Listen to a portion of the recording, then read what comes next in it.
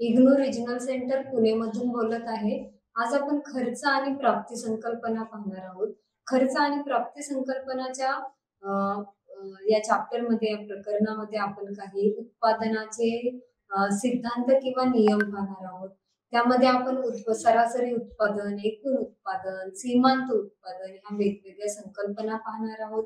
बदलत्या प्रमाणाचा नियम काय असतो? उत्पादन प्रमाण कशा प्रकारे बदलतं? उत्पादन प्रमाण बदलल्यानंतर बदलत्या प्रमाणाच्या नियमामध्ये वेगवेगळ्या अवस्था उत्पादनावर काय परिणाम होतो हे आपल्याला पाहायचंय. तसेच आपल्याला घटते प्रमाणफल नियम पाहायचा आहे. सम उत्पादन वक्र ही एक संकल्पना पाहिजे. सम उत्पादन वक्र डावीकडून उजवीकडेच का उतरणारा असतो? सम उत्पादन वक्र ऋणात्मक असण्यामागचं महत्वाचं कारण काय? ही सर्व संकल्पना आपण या सेशनमध्ये पाहणार आहोत. सुरुवातीला आपण उत्पादन आणि खर्च यामध्ये एकूण, सरासरी आणि सीमांत उत्पादन म्हणजे काय पाहणार आहोत. एकूण उत्पादन म्हणजे काय? तर उत्पादक वेगवेगळे उत्पादन घटक वापरून, मग ते स्थिर घटक असो किंवा बदलते घटक असो. इथे स्थिर घटक म्हणजे काय? बदलते घटक म्हणजे काय? तर स्थिर घटक म्हणजे काय? तर उत्पादन प्रमाणानुसार जे घटक बदलतात त्याला आपण, जे बदलत नाही त्याला स्थिर घटक म्हणतो. म्हणजेच समजा उत्पादन 10 वरून 20 झालं, 20 वरून 30 नग झालं, 30 वरून 40 नग झालं, तर या उत्पादन बदलानुसार स्थिर घटक बदलत नाही. समजा स्थिर घटक आपण जमीन हा घेतला किंवा भांडवल हे घेतलं, तर भांडवल आणि जमीन हे कितीही उत्पादन प्रमाण बदललं तरी स्थिर घटकात काहीही बदल होत नाही. आपण उत्पादन वाढलं म्हणून लगेच जमीन वाढवतो का? नाही. लगेच आपण जमिनीचा तुकडा वाढवत नाही. म्हणून स्थिर घटक म्हणजे काय? तर जे घटक उत्पादन प्रमाणानुसार बदलत नाही अशा घटकांना स्थिर घटक म्हणतात. तर बदलते घटक म्हणजे काय? बदलते घटक म्हणजे जे घटक उत्पादन प्रमाणानुसार बदलतात त्याला आपण बदलते घटक म्हणतो.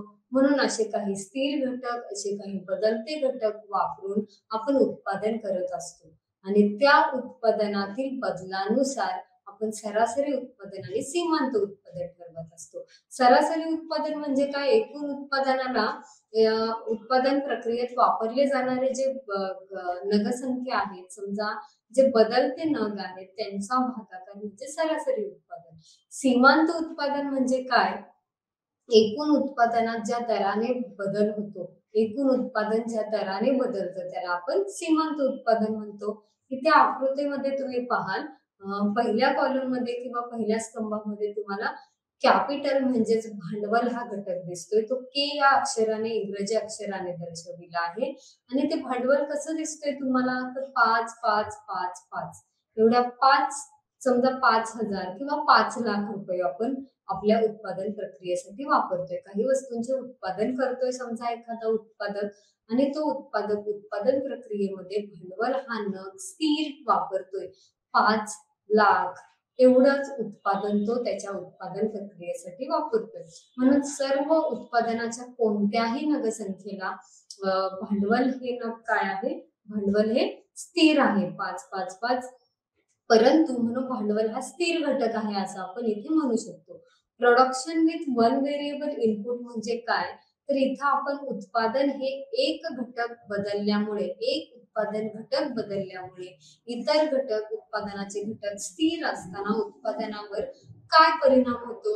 सरासरी उत्पादन कसं बदलतंय, सीमांत उत्पादन कसं बदलतंय हे आपण इथे पाहणार आहोत. म्हणून जेव्हा आपण बदलते घटक 1 वरून 2, 2 वरून 3, 3 वरून 4 असं एका एका नगाने जसं जसं वाढवत जातो, तसं एकूण उत्पादनावर काय परिणाम होतोय, एकूण उत्पादन काय कसं बदलतंय हे आपण इथे पाहणार आहोत. म्हणून भांडवलाचा 5 हा स्थिर घटक स्थिर ठेवून उत्पादन प्रक्रियेमध्ये आपण फक्त श्रमिक संख्या बदलतोय.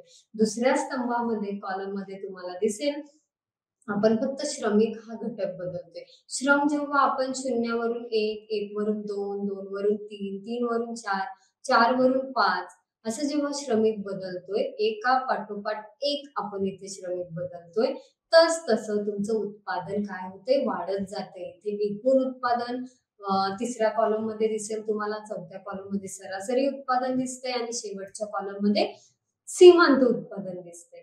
म्हणून आपण जेव्हा भांडवल हा स्थिर घटक आणि श्रमिक हा बदलता घटक घेतल्यानंतर ह्या तीन उत्पादनावर एकूण, सरासरी आणि सीमांत उत्पादनावर काय बदल होतो हे आपण इथे पाहणार आहोत.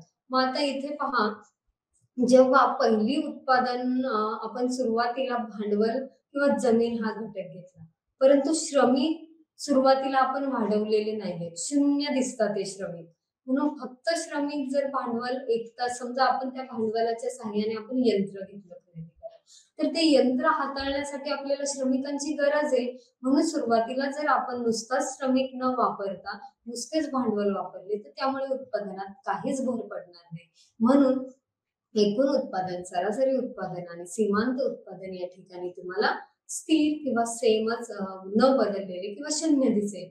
जसे जसे आपण बदलते घटक त्या स्थिर घटकावर वापरतो किंवा ते स्थिर घटकांचा वापर करायला सुरुवात करतो बदलत्या घटकाबरोबर, तसं तुमचं एकूण उत्पादन काय होणार आहे, वाढणार आहे.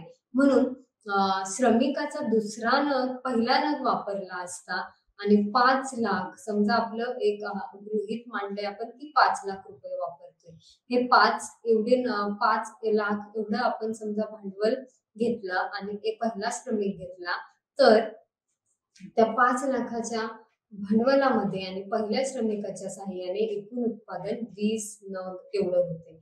क्यू म्हणजे क्वांटिटी किंवा जे उत्पादन होते ते 20 होते. 20 लाख किंवा 20 नग म्हणूया आपण इथे. समजा तुम्ही आता दुसरा बदलता घटक घेतला, श्रमिक आपण पहिला घेतला होता, आता दुसरा श्रमिक वाढवतो. दुसरा श्रमिक वाढवल्यामुळे, तिसरा श्रमिक वाढवल्यामुळे, चौथा श्रमिक वाढवल्यामुळे, पाचवा, सहावा असे जसे आपण श्रमिक वाढवतोय त्या पर्याप्त भांडवलाबरोबर श्रमिकांचा संयोग एक पर्याप्त आणि आदर्श संयोग तयार होतो.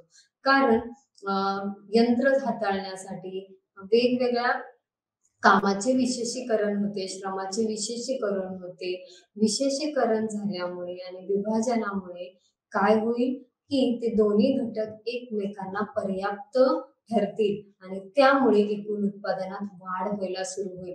सुरुवातीला फक्त यंत्र काम करू शकत नाही किंवा फक्त श्रमिक काम करू शकत नाही, तर हे श्रमिक आणि यंत्र म्हणजे स्थिर घटक आणि बदलते घटक यांचा जेव्हा संयुक्त किंवा पर्याप्त वापर सुरू व्हायला लागतो, तेव्हा तुमचे एकूण उत्पादन वाढायला सुरुवात होईल आणि एकूण उत्पादन हळूहळू काय होतं, वाढत जातं.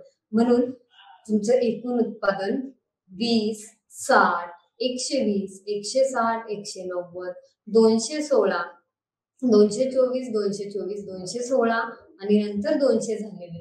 तर इथे तुम्हाला दिसेल 9व्या श्रमिकाला तुमचं एकूण उत्पादन 216 झालेले.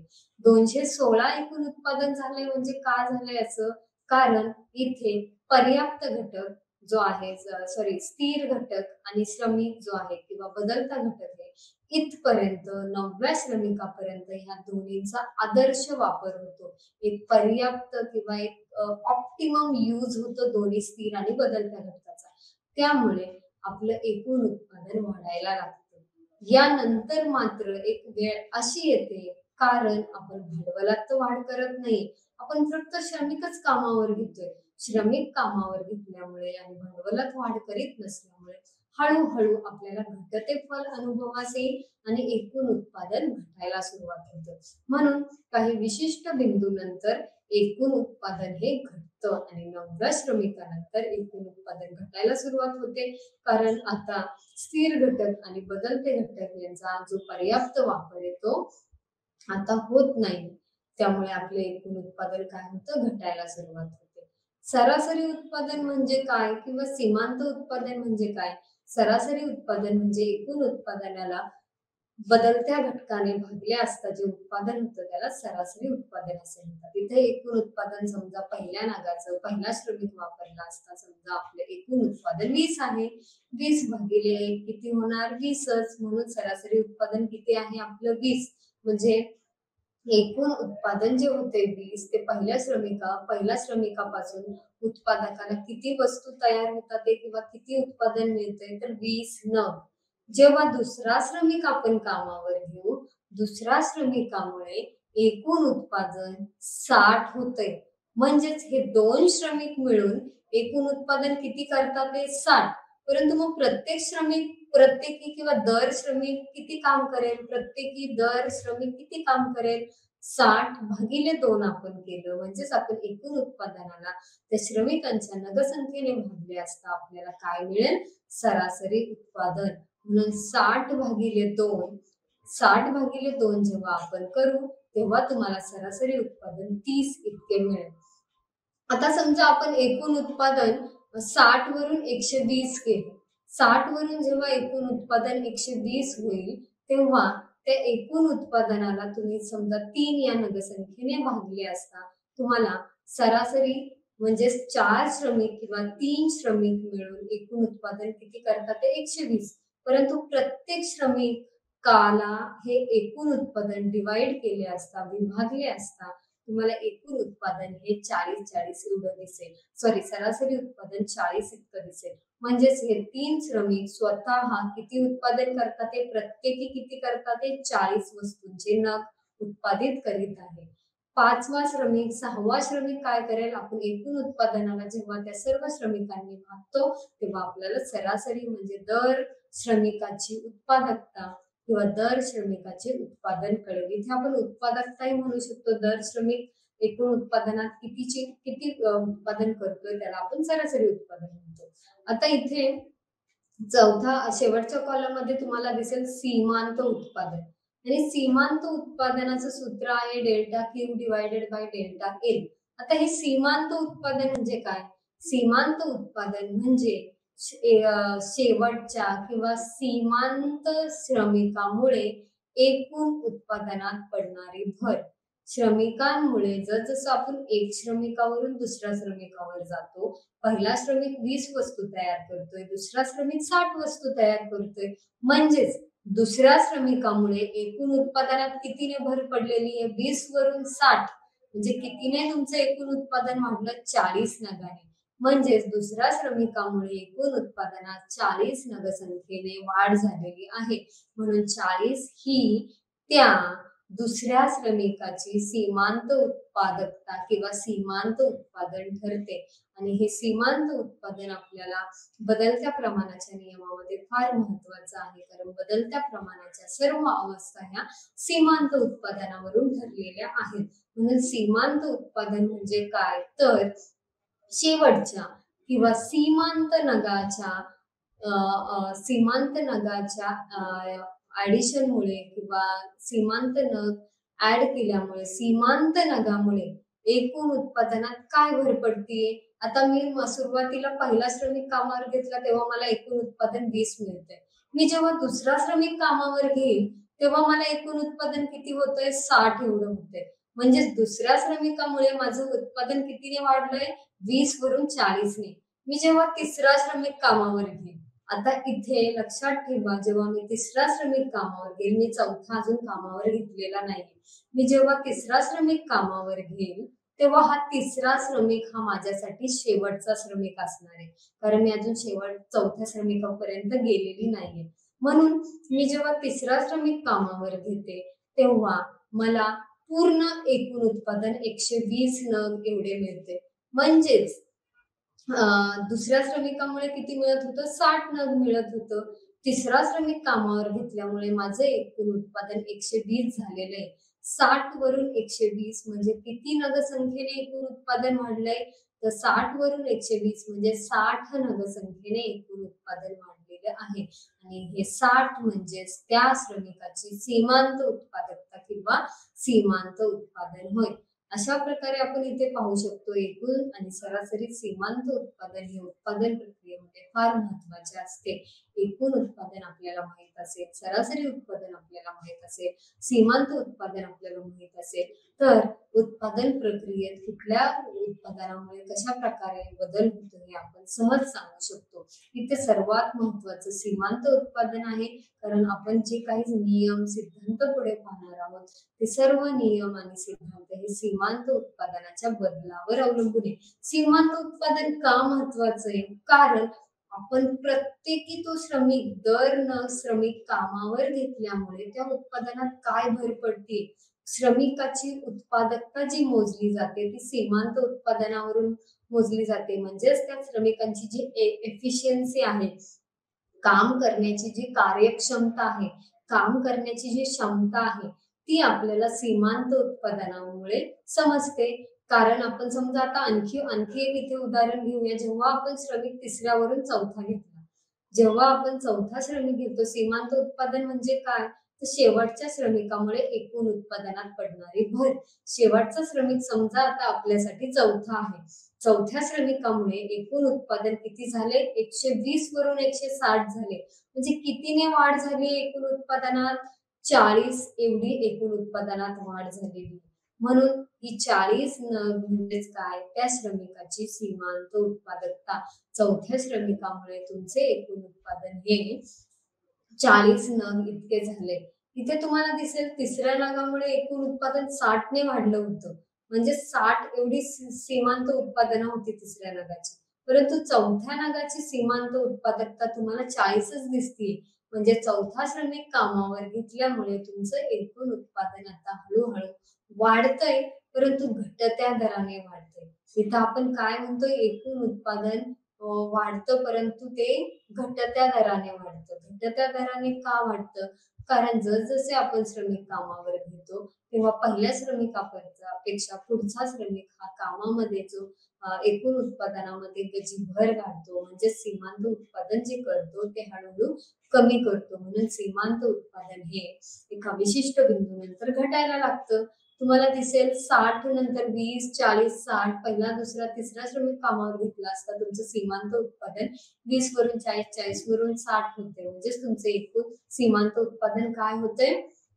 वाढतंय या तिसऱ्या श्रमिकापर्यंत. आणि तुमचं एकूण उत्पादनही फास्ट वाढतं, कारण एकूण उत्पादनात प्रत्येक श्रमिक जास्त कॉन्ट्रिब्युशन किंवा जास्त सहभाग नोंदवते. 20 वरून 40, 40 वरून 60 असा तो सहभाग नोंदवते. परंतु चौथा श्रमिक कामावर घेतला असता एकूण उत्पादनात 60 वरून 40 म्हणजे काही थोडीशीच भर पडलेली, आता कमी भर काढलेली.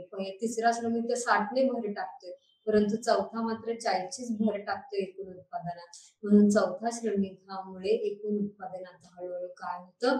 वाढत्या दराने, घटत्या दराने वाढतं असं म्हणतो. घटत्या दराने वाढतो म्हणजे जे कॉन्ट्रिब्युशन आहे शेवटच्या श्रमिकाचं ते आता कमी होतंय.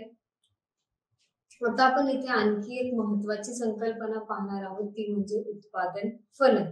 इथे आकृती जर पाहिली आपण यांची, एकूण उत्पादन वक्र, सरासरी उत्पादन वक्र आणि सीमांत उत्पादन वक्र, तर त्याच्या आकृत्या तुम्हाला अशा प्रकारे दिसतील.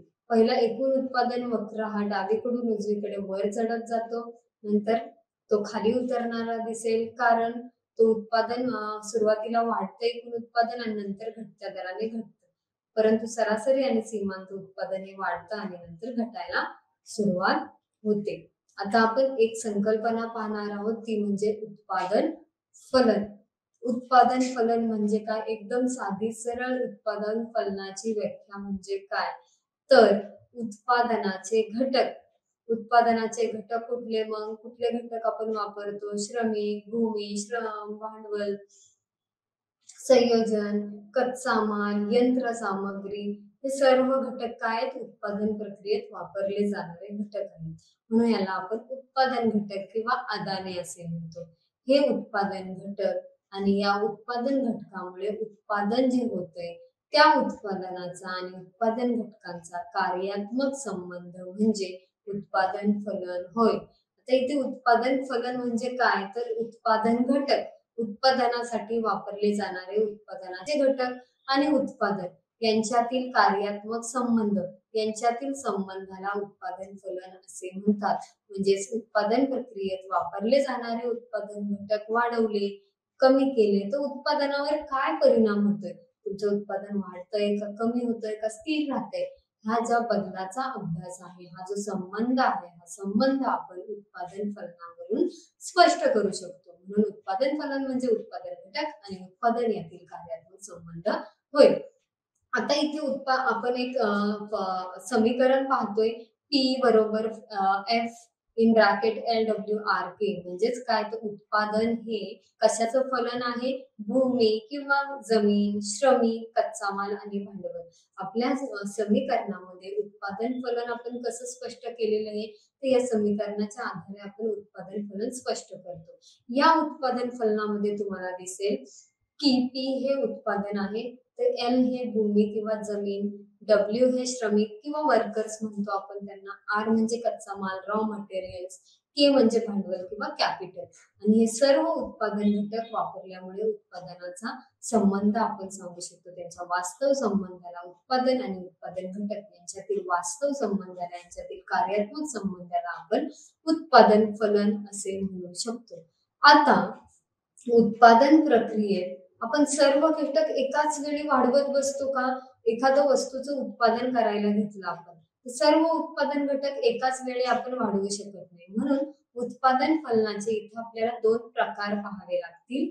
पहिला प्रकार आहे अल्पकालीन उत्पादन फलन आणि दुसरा आहे दीर्घकालीन उत्पादन फलन. अल्पकालीन उत्पादन फलन म्हणजे काय? अल्पकालीन उत्पादन फलन म्हणजे जेव्हा उत्पादनाचे घटक आपण जेव्हा काही घटक स्थिर ठेवतो आणि फक्त एकाच उत्पादन घटकाच्या बदलामुळे उत्पादनावर होणारा परिणाम आपण जेव्हा अभ्यासतो, तेव्हा त्याला अल्पकालीन उत्पादन फलन असे म्हणतात. का बरं आपण अल्पकालीन उत्पादन फलन म्हणतो याला? कारण अल्प काळात, कमी कालावधीमध्ये सर्वच्या सर्व उत्पादन घटकात आपल्याला बदल करणं शक्य नसतं. म्हणून अल्प काळात सुरुवातीच्या उत्पादन प्रक्रियेमध्ये, उत्पादनाच्या अवस्थेत आपण काय करतो की काही घटक बदलतो आपण आणि काही घटक स्थिर ठेवतो. म्हणून अल्प काळात आपण जेव्हा उत्पादनाचे काही घटक स्थिर ठेवतो आणि काही घटक जेव्हा आपण बदलतो, तेव्हा त्याला आणि त्यातील संबंधाला आपण काही स्थिर घटक आणि काही बदलते घटक, म्हणून स्थिर घटक आणि बदलते घटक यांचा आणि उत्पादनातील कार्यात्मक संबंध म्हणजे अल्पकालीन उत्पादन फलन. अल्पकालीन उत्पादन फलनामध्ये उदाहरणार्थ आपण श्रमिक हा घटक आपण बदलता ठेवला, कच्चा माल बदलता ठेवला. आता इथं बदलता घटक आणि स्थिर घटक म्हणजे काय? आताच मी तुम्हाला सांगितलं, बदलता घटक म्हणजे आपण लगेच उत्पादन प्रमाणानुसार बदलतो. समजा तुमचं वस्तूंचं उत्पादन सुरुवातीला 50 नग होतं, तेव्हा तुम्ही समजा कच्चा माल तुम्ही समजा 100 नगांचा कच्चा माल किंवा ती साधन सामग्री वापरत असाल. परंतु जेव्हा तुमचं उत्पादन 100 होतं, 50 वरून जेव्हा तुमचं उत्पादन होतं, तेव्हा उत्पादन वाढल्यामुळे तुम्हाला त्यासाठी लागणारा जो कच्चा माल आहे तो बदलणार आहे. म्हणून जेव्हा उत्पादन बदलतं, त्या उत्पादन बदलल्यामुळे जेव्हा काही घटक बदलतात उत्पादनाचे, ते उत्पादन घटक त्याला आपण बदलते घटक म्हणतो. कारण उत्पादन बदलले की असे घटक सुद्धा बदलतात. कच्चा माल बदलतो, उत्पादन वाढलं तर कच्चा माल जास्त लागेल, उत्पादन जर कमी झालं तर कच्चा माल कमी लागतो. म्हणून उत्पादन प्रमाणानुसार जे घटक बदलतात त्याला आपण बदलते घटक असं म्हणतो. तर स्थिर घटक म्हणजे काय? उत्पादन वाढू द्या, कमी होऊ द्या, तुमचं उत्पादन कमी हो, जास्त हो, तरी तुमच्या उत्पादनावर काहीही परिणाम होत नाही, तेव्हा त्याला आपण स्थिर घटक म्हणतो. उदाहरणार्थ समजा तुम्ही सुरुवातीच्या अवस्थेमध्ये एखाद्या वस्तूचं उत्पादन करताय, त्या वस्तूचं उत्पादन करताना समजा तुम्ही जमीन हा स्थिर घटक घेतला. सुरुवातीला तुम्ही 1 एकर जमीन घेतली, त्या 1 एकर जमिनीमध्ये तुम्ही काही प्लांट किंवा तुमची फर्म सुरू केली. तुमचा व्यवसाय हळूहळू वाढीस लागला. तो व्यवसाय वाढीस लागण्यासाठी अल्प काळात तुम्हाला हे घटक लगेच तुम्ही जमिनीत वाढवू शकत नाही. म्हणून जमीन हा स्थिर घटक आहे.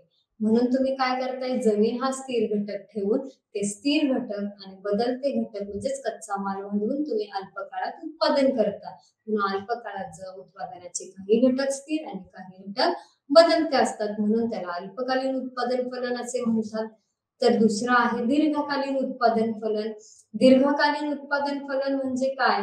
तर दीर्घ काळात उत्पादनाचे सर्व घटक बदलणारे असतात. कारण दीर्घकाळ हा असा कालावधी असतो की त्या कालावधीमध्ये उत्पादनाचे आपण सर्व घटक बदलण्यासाठी आपल्याला स्कोप असतो, आपल्याला संधी असते की आपण सर्व उत्पादन घटक बदलू शकतो. जेव्हा एखाद्या व्यवसायामध्ये एखाद्या उत्पादकाला जम बसतो, तो चांगला व्यवसाय करू लागतो, त्याला चांगला नफा मिळतो, तेव्हा दीर्घकाळपर्यंत तो व्यवसायात टिकून राहतो. मग तो काय करेल? दीर्घकाळात तेवढ्याच जमिनीवर 1 एकर जमिनीवर आणि 5 लाख भांडवलावर तो थांबेल का? नाही, तो दीर्घकाळात काय करेल? हळू-हळू दीर्घकाळात तो उत्पादनाचे सर्व घटक बदलेल. जमीन वाढवेल, तो जमिनीचा तुकडा वाढवेल, तो भांडवलात वाढ करेल, त्याच्या भांडवलात वाढ होईल. म्हणून दीर्घकाळ किंवा दीर्घकालीन फलन म्हणजे काय?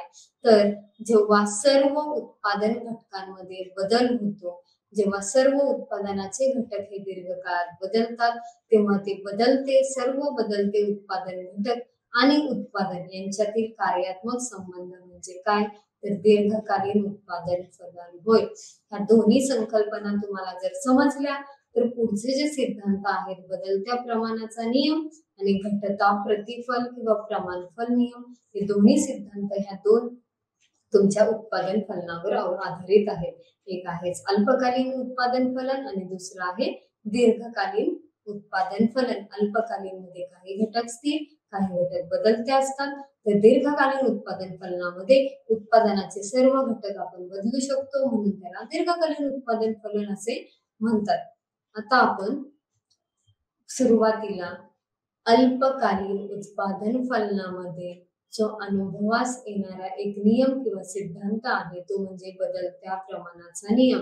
हा बदलत्या प्रमाणाचा नियम हा आपल्याला एक अल्पकालीन उत्पादन फलन म्हणजेच वन व्हेरिएबल इनपुट मध्ये किंवा आपण म्हणू शकतो एकच बदलता घटक विचारात घेऊन जेव्हा उत्पादन प्रमाण जे बदलतं ते बदललेले उत्पादन प्रमाण कसे आहे ते पाहण्यासाठी आपल्याला हा नियम पाहायचा आहे, बदलत्या प्रमाणाचा नियम.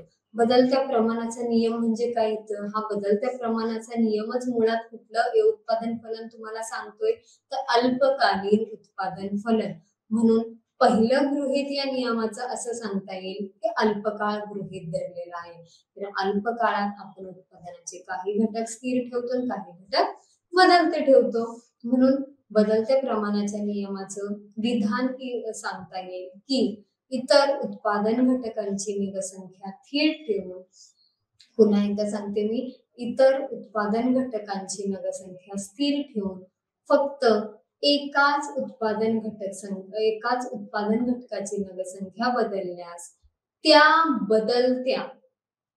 बदलत्या उत्पादन घटकाची सीमांत वास्तव उत्पादकता घटत जाते.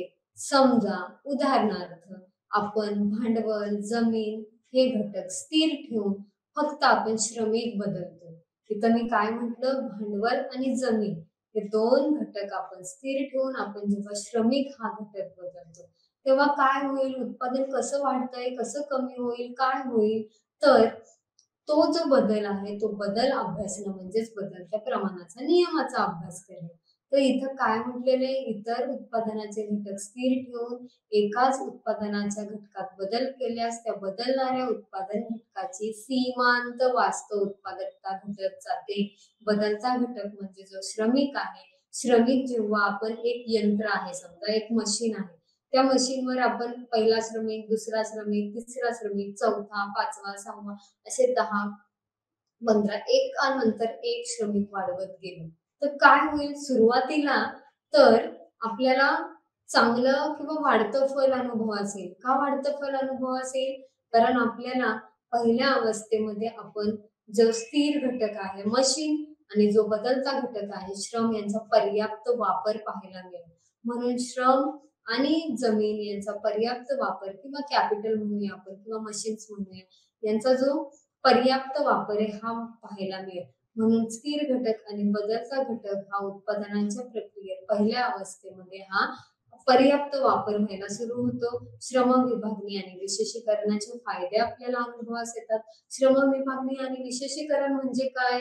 तर एकच एक काम केल्यामुळे सुरुवातीला एक व्यवसाय आणि उद्योग सुरू झालाय समजा, आणि त्या व्यवसाय उद्योगामध्ये सुरुवातीला सर्व श्रमिक हळूहळू तो एखादी उद्योग संस्था आहे, व्यवसाय संस्था आहे, ती श्रमिकांना रिक्रूट करते, कामावर घेते.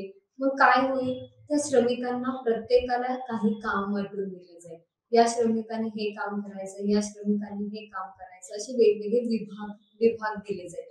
मग काय होईल? तेच त्या विभागाचं त्या श्रमिकाने तेच काम केल्यामुळे त्या कामात तो पारंगत होईल. श्रमिक तो श्रमिक काय होईल, ते काम करण्यामध्ये पारंगत होईल आणि त्यामुळे श्रम विभागणी व विशेषीकरणाचे आपल्यास काय होतात, फायदे अनुभवास येतात. म्हणून पहिल्या अवस्थेत श्रमिकाची सीमांत वास्तव उत्पादकता ही वाढणारी असते. ते जास्त एफिशियंटली काम करतात, ते जास्त कार्यक्षमतेने काम करतात. परंतु एका विशिष्ट बिंदूनंतर जेव्हा आपण फक्त मशीन ठेवली एकच आणि त्या मशीनवर श्रमिक वाढवतोय, 1 वरून 2, 2 वरून 3, 3 वरून 4, 4 वरून 5, 5 वरून 6, 7, 8, 9, 10. मशीन तर एकच आहे बिचारी आणि त्या मशीनवर आपण एवढे श्रमिक वाढवले, मग काय होईल दुसऱ्या अवस्थेमध्ये, श्रमिकांची कार्यक्षमता हळूहळू कमी होईल. कारण आता ते काम जास्त कार्यक्षमतेने करायला तयार होणार नाही. अरे मी काम न केल्यामुळे दुसरा श्रमिक आहे कामावर, तो करेल. मी थोडंसं नाही केलं तर दुसरा श्रमिक आहे कामावर, असं सर्व श्रमिक विचार करतील आणि त्यामुळे सीमांत उत्पादकता घटत जाते आणि जो स्थिर घटक आहे, स्थिर घटकावर बदलत्या घटकाचा न पेलण्या इतका भार तयार होतो आणि त्यामुळे दुसरी अवस्था आपल्याला घटत्या फलाची अनुभवास येते. घटत्या फलाच्या अवस्थेमुळे घटत्या फलाची अवस्था अनुभवास आली तरी उत्पादन चालू ठेवतो उत्पादक. का बरं? कारण जरी ते हळूहळू काम, हळूहळू कार्यक्षम कमी झालेले असेल, कार्यक्षमता कमी झालेली असते, परंतु त्यांच्या कमी काम करण्याचा अजून एकूण उत्पादनावर काहीही परिणाम झालेला नसतो. हे आपण पुढे आकृतीमध्ये पाहणारच आहोत. इथे तक्ता दिसेल तुम्हाला. पहिल्या तक्त्यामध्ये तुम्ही पाहताय बघा, पाहताय 1, 2, 3, 4, 5, 6 म्हणजेच श्रमिक जसे 1 वरून 2, 2 वरून 3, 3 वरून 4, 5, 6 एका नगाने जेव्हा वाढवतो, तेव्हा एकूण उत्पादन काय होतंय तुमचं, 10 वरून 22, 22 वरून 36, 52, 66, 76, 82, 85, 85 आणि 83. सरासरी उत्पादन काय होते, सरासरी उत्पादन म्हणजे एकूण उत्पादन भागिले नगसंख्या, श्रमिकांची नगसंख्या. म्हणून सरासरी उत्पादन प्रत्येक श्रमिकाला प्रत्येक श्रमिक किती काम करतोय त्याला आपण सरासरी उत्पादन म्हणतो. परंतु त्या श्रमिकामुळे एकूण उत्पादनात काय बदल झालेला आहे ते म्हणजे सीमांत उत्पादन. आता इथे तुम्हाला दिसेल 1 ते 4 एवढे श्रमिक कामावर घेताना तुम्हाला एकूण उत्पादन वाढताना दिसते. 10 वरून 22, 22 वरून 36, 36 वरून 52. परंतु सीमांत उत्पादन 10 वरून 12, 12 वरून 14, 14 वरून 16. पहिल्या अवस्थेत वाढते उत्पादन फलाची ही पहिली अवस्था आहे आणि या वाढत्या उत्पादन फलाच्या पहिल्या अवस्थेत तुम्हाला दिसेल की तुमचं सीमांत उत्पादन वाढतंय, वाढत्या दराने वाढतंय असं का म्हणतोय, किंवा एकूण उत्पादन वाढत्या दराने वाढतंय असं का म्हणतोय, कारण प्रत्येक श्रमिक पहिला, दुसरा, तिसरा, चौथा हे सगळे श्रमिक एकूण उत्पादनात 10 वरून 12, 12 वरून 14 आणि 14 वरून 16 अशी जास्त नगसंख्येने भर टाकतात. म्हणून सीमांत उत्पादन काय होईल तुमचं, जास्त आहे. म्हणून इथे वाढत्या फलाची अवस्था अनुभवास येते. जेव्हा आपण दुसऱ्या अवस्थेत जाऊ, दुसऱ्या किंवा चौथ्या श्रमिकानंतर जेव्हा आपण 5वा, 6वा, 7वा, 8वा आणि 9वा श्रमिक कामावर घेऊ, तेव्हा तुमचं एकूण उत्पादन काय होतंय, 66, 76, 82, 85, 85. एकूण उत्पादन अजूनही वाढताना दिसतंय तुम्हाला. परंतु तुम्हाला फरक जाणवेल की एकूण उत्पादन सुरुवातीला जास्त वेगाने वाढत होतं. 10 वरून 22 म्हणजे 12ने भर पडली होती एकूण उत्पादन. परंतु इथं 52 वरून 66 म्हणजे 14 एवढं हे आहे, सॉरी 66 वरून 76 म्हणजे एकूण उत्पादन आता 10 झालेले. 10 म्हणजेच सीमांत उत्पादन 10 झालेलं आहे. म्हणजे शेवटच्या नगामुळे 6व्या श्रमिकामुळे एकूण उत्पादनात 10 नग एवढी भर पडलेली. म्हणून याला घटत्या फलाचे अनुभवास येतात. घटत्या फलाची अवस्था केव्हा अनुभवास येते, जेव्हा श्रमिक जास्त कार्यक्षमतेने काम करत नाही, तेव्हा घटत्या फलाची अवस्था अनुभवास येते. तिसरा आहे ऋण उत्पादन फलन. ऋण उत्पादन फलन म्हणजे काय, तर ऋण उत्पादन फलन म्हणजे काय, जेव्हा खूप जास्त श्रमिक एका पाठोपाठ कामावर घेतले जातात, तो बिचारी एकच मशीन आणि त्या मशीनवर आपण श्रमिक वाढवतोय, 1 वरून 2, 2 वरून 3, 3 वरून 4, 5 वरून 6, 7, 8, 9, 10वा श्रमिक जेव्हा आपण त्या मशीन्सवर घेतो कामावर, तेव्हा त्या स्थिर घटकावर न पेलना इतका भार त्या बदलत्या घटकाचा पडतो. म्हणजे काय करता येईल, एकमेकांच्या कामात श्रमिक अडथळे करतील, कारण मशीन एक आणि श्रमिक मात्र आपण त्या मशीन्सवर खूप वाढवतोय. म्हणून स्थिर घटकांवर बदलत्या घटकाचा न पेलण्या इतका भार येतो आणि ह्या न पेलण्या इतक्या भारामुळे श्रमिकाचे सीमांत उत्पादन काय व्हायला होईल, ऋण व्हायला लागते. म्हणून एकूण 10व्या श्रमिकामुळे तुमचं एकूण उत्पादन 85 वरून 83 झाले, कारण 10व्या श्रमिकामुळे तुमचं एकूण उत्पादन वाढलेलं नाही. 85 वरून 83 म्हणजे तुमचं एकूण उत्पादन कमी झाले, -2 आहे. म्हणून 10वा श्रमिक कामावर घेता येणार नाही, कारण 10व्या श्रमिकामुळे एकूण उत्पादनात घट झालेली आहे. 9व्या श्रमिकापर्यंत एकूण उत्पादन वाढत होतं, परंतु ते घटत्या दराने का होईना वाढत होतं, हळूहळू वाढत होतं. सुरुवातीला 10, 12, 14, 16 अशी भर पडत होती एकूण उत्पादन. परंतु आता एकूण उत्पादन हळूहळू नंतर काय होतं, 14नेच वाढतं, 10नेच वाढतं, 6नेच वाढतं, 3नेच वाढतं. परंतु 10व्या श्रमिकाला एकूण उत्पादन न वाढता ते घटतं, 85 वरून 83 होतं. म्हणून सीमांत उत्पादन ऋण होईल इथे. म्हणून 10वा श्रमिक कामावर घेतला जाणार नाही, कारण 10व्या श्रमिकामुळे एकूण उत्पादनात घट झालेली आहे. 85 वरून 83 म्हणजे -2 ने घट झालेली आहे.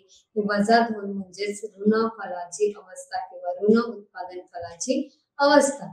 आता ह्या नियमामध्ये काही आपल्याला मुद्दे विचारात घ्यायचे आहेत. त्यामध्ये तुम्हाला दिसेल की 1 ते 4 इतके श्रमिक कामावर घेईपर्यंत सीमांत उत्पादन वाढते, म्हणून सरासरी उत्पादनही वाढते आणि एकूण उत्पादनही वाढत्या दराने वाढले आहे. दुसरा श्रमिक जेव्हा 5 ते दुसऱ्या मुद्द्यामध्ये तुम्हाला दिसेल 5 ते 9 श्रमिक जेव्हा आपण कामावर घेतो, तेव्हा सीमांत उत्पादन सरासरी उत्पादनापेक्षा वेगाने घटते, त्यामुळे एकूण उत्पादन घटत्या दराने वाढले आहे. मी आताच तुम्हाला म्हटलं की एकूण उत्पादन वाढतंय दुसऱ्या अवस्थेत, परंतु ते फार हळूहळू वाढते. त्यात पडणारी भर ही सुरुवातीलाच 12 होती, 14 होती, 16 होती, परंतु आता एकूण उत्पादन समजा 6नेच वाढते, 3नेच वाढते, परंतु वाढते ते. एकूण उत्पादन वाढताना दिसतंय उत्पादकाला, परंतु ते उत्पादन जेव्हा घटतं तेव्हा त्या उत्पादकाच्या लक्षात येणार आहे की आता श्रमिक कामावर घेणं शक्य नाही, कारण अशा श्रमिकांमुळे आपलं उत्पादन आता घटायला लागले. म्हणून 10वा श्रमिक तो उत्पादक कामावर घेणार नाही. आता इथे आकृती पाहूया आपण, बदलत्या प्रमाणाच्या नियमाची आकृती आहे. या आकृतीमध्ये तुम्हाला दिसेल पहिला जो वक्र आहे एकदम वरती दिसेल तुम्हाला, तो कुठला वक्र आहे, तर एकूण उत्पादन वक्र.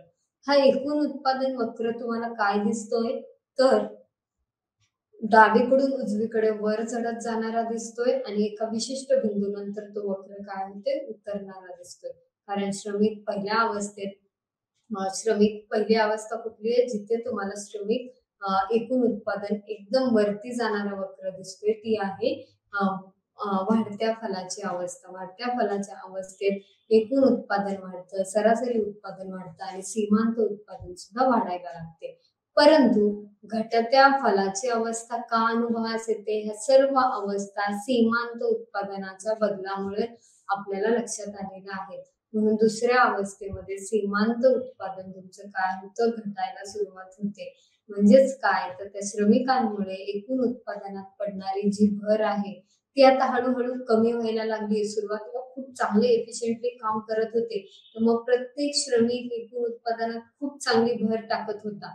परंतु हळूहळू दुसऱ्या अवस्थेकडे जाताना श्रमिक काय करतील, उत्पादन कमी करतील किंवा उत्पादनात कमी भर टाकतील. कमी भर टाकणं म्हणजेच काय, सीमांत उत्पादन त्यांचं कॉन्ट्रीब्युशन कमी करतात, ते कार्यक्षमता त्यांची आता कमी झालेली आहे. परंतु दुसऱ्या अवस्थेत सुद्धा एकूण उत्पादन चालू राहतं. दुसऱ्या अवस्थेत एकूण उत्पादन चालू का राहतं, कारण एकूण उत्पादन अजून वक्र तुमचा वर जाताना दिसेल. प पासून प 1 पर्यंत तुमचा एकूण उत्पादन वक्र हा काय वर जातोय, परंतु तो हळूहळू वर चाललेला आहे. एकदम असा स्ट्रेट पहिल्या अवस्थेत जसा अ बिंदू पासून प बिंदू पर्यंत एकदम वरती जातोय तसा दिसत नाही. तर दुसऱ्या अवस्थेत प बिंदू हळूहळू खाली वळायला लागले, परंतु तो वरतीच चाललाय, परंतु तो प 1 पर्यंत तो वरती प 1 बिंदू नंतर तो वक्र काय होतोय खाली वळायला लागलेला आहे.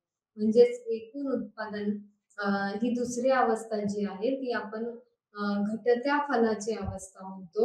जरी घटत्या फलाची अवस्था म्हणत असलो तरी या अवस्थेमध्ये उत्पादन चालू राहतं, कारण एकूण उत्पादन हे तुम्हाला हळूहळू का होईना वाढताना दिसते, वरती जाणारा वक्र आहे.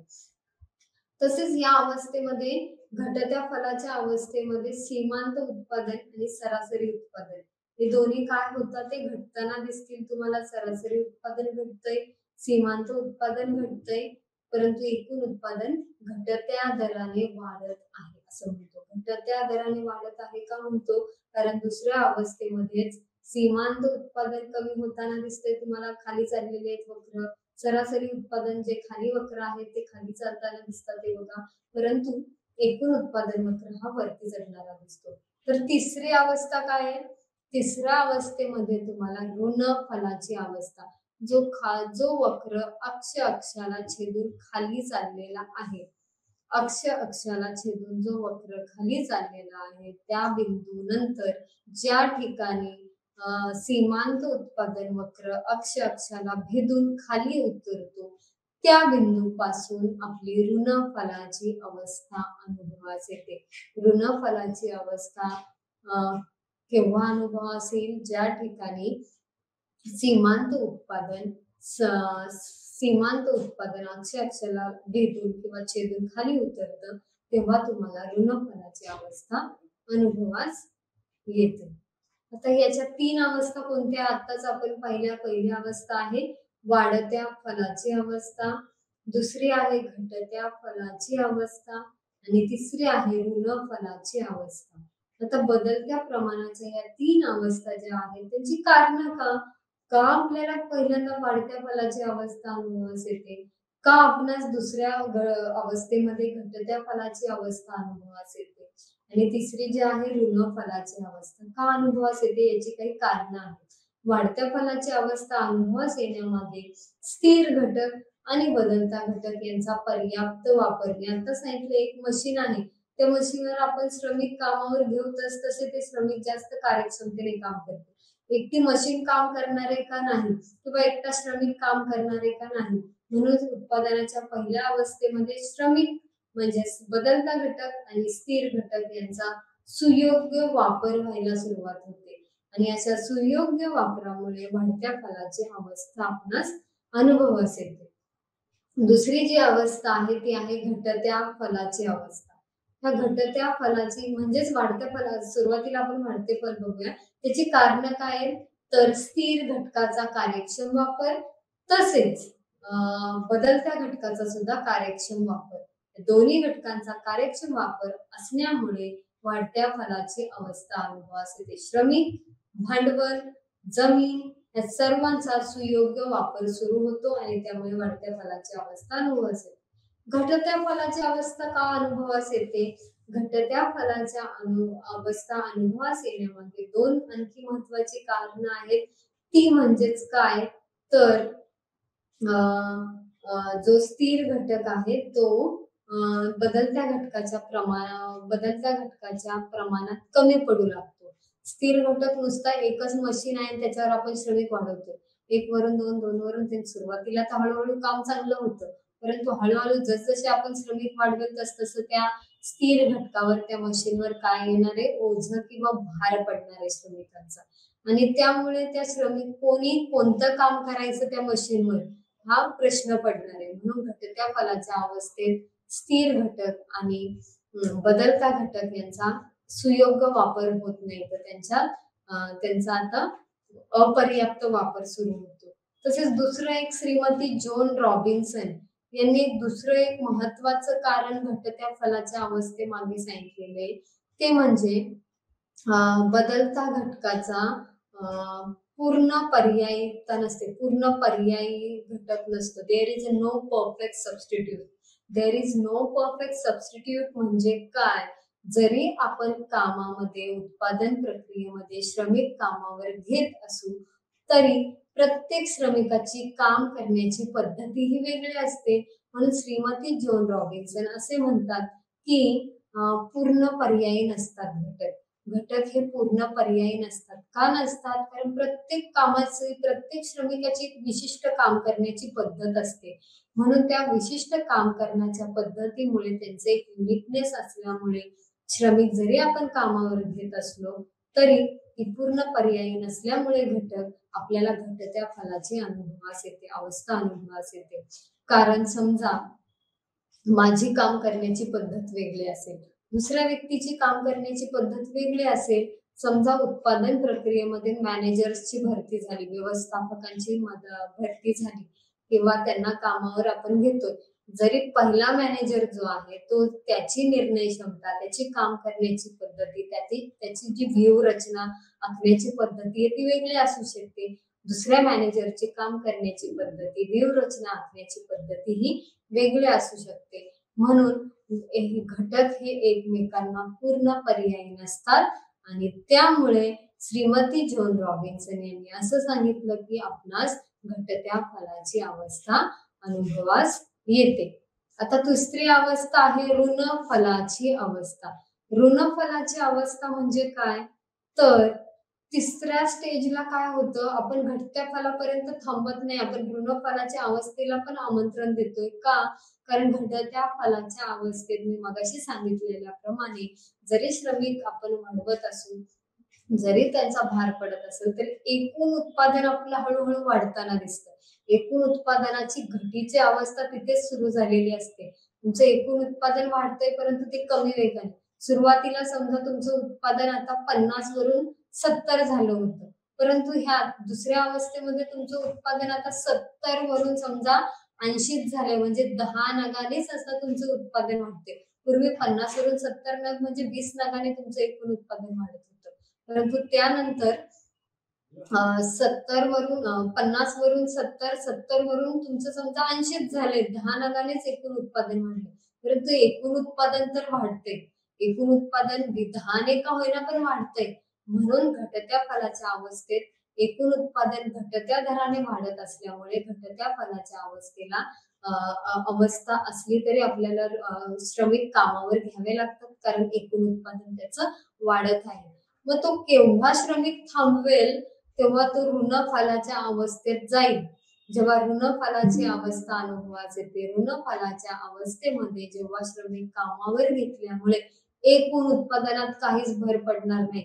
समजा आता श्रमिकांमुळे एकूण उत्पादन जे 70 वरून 80 झालं होतं, म्हणजे 10 ने का होईना एकूण उत्पादन वाढलं होतं.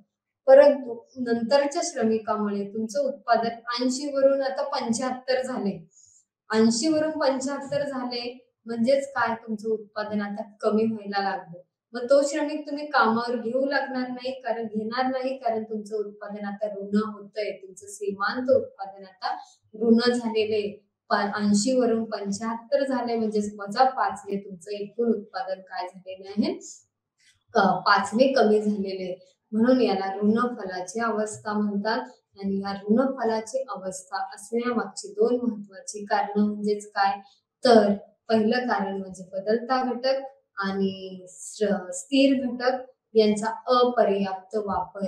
नुसते श्रमिक वाढवतोय आपण, दुसरे श्रमिक वाढवतोय, मग श्रमिक काय करतात, एकमेकांच्या कामांमध्ये अडथळे हे करतात, कामचुकारपणा करतात, दप्तर दिरंगाई, काम न करणे, वारंवार कामाकडे लक्ष न देणे, असे कारण आपल्याला अनुभवास येतात. तसेच ऋण फलाच्या अवस्थेचं दुसरं कारण म्हणजे स्थिर घटक सुद्धा स्थिर घटकात सुद्धा वारंवार नादुरुस्त होतो. स्थिर घटकाची सुद्धा कार्यक्षमता कमी होते. का स्थिर घटकाची कार्यक्षमता कमी होते? कारण आपण न पेलण्या इतके जर श्रमिक त्या मशीनवर टाकले, त्या मशीनवर काम करण्यासाठी, तर ते व्यवस्थित हाताळणी होणार नाही त्या यंत्राची. ते यंत्र वारंवार नादुरुस्त होऊ शकतो. न पेलण्या इतका भार त्या यंत्रावर पडू शकतो आणि म्हणून स्थिर घटकाची सुद्धा कार्यक्षमता कमी होते. आणि हा आहे आपला बदलत्या प्रमाणाचा नियम, जो की तुम्हाला अल्पकालीन उत्पादन फलन स्पष्ट करतो किंवा एक उत्पादन घटक, एक बदलता घटक जो आहे तो बदलल्यामुळे इतर घटक स्थिर ठेवून फक्त एकच घटक बदलल्यामुळे उत्पादनावर काय परिणाम होतो, आपल्याला कुठल्या अवस्था अनुभवास येतात हे आपल्याला या नियमामध्ये दिसेल. आता आणखी एक, आतापर्यंत आपण अल्पकालीन उत्पादन फलन पाहिलं. आतापर्यंत आपण काय पाहिलं? अल्पकालीन उत्पादन फलन. अल्पकालीन उत्पादन फलनामध्ये आपण काय पाहिलं तर अल्पकालीन उत्पादन फलनामध्ये आपण बदलत्या प्रमाणाचा नियम पाहिला. आता दीर्घकालीन उत्पादन फलनामध्ये आपल्याला सर्व उत्पादनाचे घटक बदलल्यामुळे उत्पादनावर काय परिणाम होतो तर ते सुद्धा पाहायचंय. त्याच्या आधी आपल्याला एक संकल्पना पाहायची आहे, ती म्हणजे सम उत्पादन वक्र. सम उत्पादन वक्र म्हणजे काय? पूर्वी आपण जी समवृत्ती वक्र संकल्पना पाहिली होती उपभोक्त्याच्या संदर्भात, तशीच संकल्पना सारखीच संकल्पना आपल्याला उत्पादकाच्या वर्तनाच्या संबंधात पाहायची. आणि ती संकल्पना म्हणजेच काय? सम उत्पादन वक्र. सम उत्पादन वक्र म्हणजे काय? उत्पादकाला सारखेच उत्पादन मिळवून देणाऱ्या दोन घटकांच्या भिन्न संयोगांना सम उत्पादन वक्र असे म्हणतात. मी पुन्हा एकदा सांगते, सम उत्पादन वक्र म्हणजे काय? तो उत्पादकाला सारखेच समाधान नाही, इथं आपण उत्पादन मिळवू. समजा मला 100 वस्तू उत्पादित करायच्या, मला 100 वस्तू तयार करण्यासाठी मी काय करते? मी श्रमाचे नग आणि भांडवलाचे नग वापरते. मी काय करेल? सुरुवातीला मी एक श्रमिक आणि समजा 5,000 भांडवल वापरते. मी काय करते? एक श्रमिक आणि 5,000 मी भांडवल वापरते. तेव्हा मला 100 वस्तू तयार करायच्या. मग मी काय करेल? त्या 100 वस्तूंचं उत्पादन करण्यासाठी मला समजा आता श्रमिक वाढवायचे, तर मी काय करेल? त्या एका श्रमिकावरून मी समजा दुसरा श्रमिक घेतला. मी जेव्हा दुसरा श्रमिक कामावर घेईल, इथे लक्षात द्या, मी जेव्हा दुसरा श्रमिक कामावर घेईल तेव्हा मला भांडवल थोडं कमी करावं लागेल. तर माझं बजेट किती आहे? माझं बजेट फक्त 5,000 भांडवल आहे आणि माझ्याकडे श्रमिक तर कमी आहे, माझ्याकडे एकच श्रमिक आहे.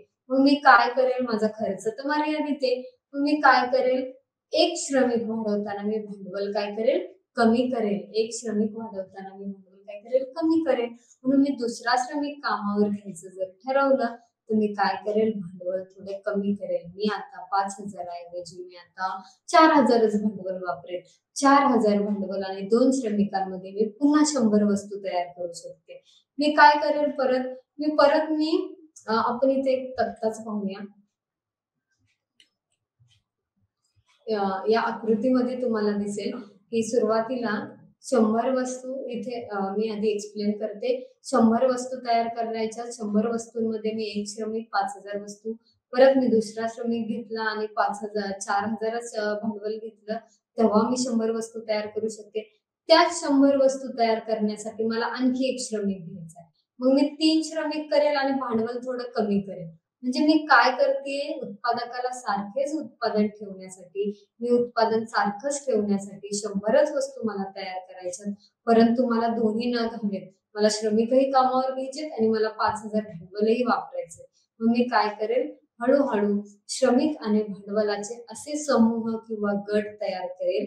असे वेगवेगळे समूह आणि गट तयार करेल. पहिला समूह माझा काय असणार आहे? पहिला गट माझा काय असणार आहे? एक श्रमिक आणि 5,000 भांडवल.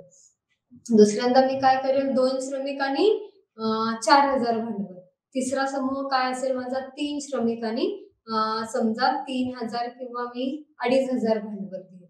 म्हणजे मी काय करते? श्रमिक वाढवताना मी भांडवल काय करते? कमी करते. असे वेगवेगळे समूह तयार करेल मी. एक वाढवताना मी दुसरा कमी करते, तेव्हाच मला 100 वस्तू तयार करता येणं शक्य आहे. इथं समउत्पादन वक्र म्हणजे काय? सारखंच उत्पादन मिळवून देणारे दोन उत्पादन घटकांचे वेगवेगळे समूह किंवा गट. आणि हे दोन वेगवेगळ्या समूहांचे गट म्हणजेच काय? समूह. आणि हे गट उत्पादकाला सारखेच उत्पादन मिळवून देतात. पण 100 वस्तूंसाठी मी वेगवेगळे गट तयार करताना मला सम-उत्पादन वक्र मिळेल आणि हा सम-उत्पादन वक्र हा नेहमी आणि नेहमी डावीकडून उजवीकडे खाली उतरणाराच असणार आहे. समजा आता तुम्ही IQ ह्या आकृतीमध्ये पहिला वक्र बघा तुम्ही ABCD जो ABCD हे जे बिंदू आहेत ते काय आहेत तर श्रम आणि भांडवलाचे वेगवेगळे संयोग दर्शवणारे बिंदू आहेत. श्रम आणि भांडवलाचे हे वेगवेगळे संयोग दर्शविणारे बिंदू त्या उत्पादकाला 100 वस्तू मिळवून देतात. ते 100 वस्तू तयार करून देतात. ते समजा आता मला 200 वस्तू तयार करायच्या. जेव्हा मी 200 वस्तू तयार करेल तेव्हा मला श्रम आणि भांडवल असे दोन्ही उत्पादन घटक काय करावे लागतील वाढवावे लागतील. पहिल्या संयोगांपासून मला 100 वस्तू तयार करत होत्या, आता 200 वस्तू तयार करण्यासाठी माझं भांडवल मी वाढवेल, माझं मी श्रमिक वाढवेल. जेव्हा श्रमिक आणि भांडवल मी दोन्ही वाढवेल तेव्हा मला काय मिळेल 200 वस्तू तयार करणं शक्य होईल. परंतु इथं लक्षात घेण्यासारखी गोष्ट काय तर सम उत्पादन वक्रावरील कोणताही बिंदू ABCD हा उत्पादकाला सारखेच म्हणजे 100 वस्तू एवढेच उत्पादन मिळवून देतो. परंतु जेव्हा आपण सम उत्पादन वक्राच्या वरच्या वक्रावर जाऊ, समजा IQ1 हा दुसरा सम उत्पादन वक्र आहे, त्याला इंग्रजीमध्ये आयसोकॉन्ट कर्व असे म्हणतात.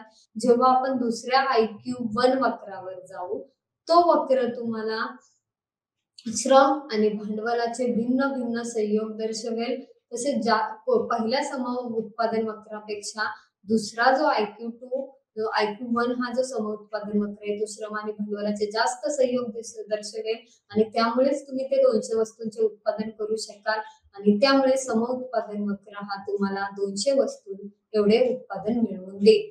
परंतु ABCD या बिंदूंपेक्षा वरचा जो 200 वस्तू मिळवून देणारा जो समान उत्पादन वक्र आहे तो बिंदू तुम्हाला जास्त उत्पादन मिळवून देणार आहे ABCD पेक्षा.